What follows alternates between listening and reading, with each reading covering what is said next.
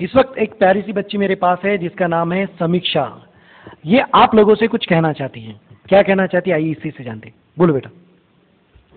जगाला शांतीचा, मानवतेचा, विज्ञानाचा, समतेचा संदेश देणारे महात्मा गौतम बुद्ध, संत कवी महात्मा फुले, शाहू महाराज, भगतनीत शिल्पकार, भारतरत्न डॉक्टर बाबासाहेब आंबेडकर व मानवतेसाठी लढणाऱ्या सर्व महापुरुषांना मी अभिवादन करते.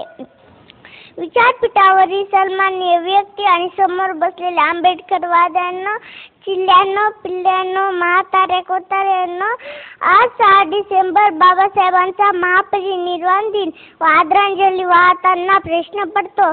बाबासाहेब म्हणाले होते, शिका, संघटित व्हा, संघर्ष करा. मात्र आपण शिकतही नाही, संघटित तर होतच नाही. मग संघर्ष काय, माती करणार काय? पण आपण संघर्ष केला पाहिजे, कारण आपण त्या वाघाचे बछडे आहोत. आज गांधीजी नोटावर आहेत, पण बाबासाहेब आपल्या काळजावर कोरलेले आहेत. पण ते कोणी मिटू शकत नाही. असा आपला बाप होता.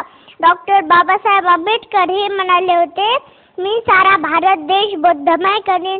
तो तर त्यांनी केला, पण घटनेच्या पानापानात बौद्ध धम्माची बीज बाबांनी पेरली.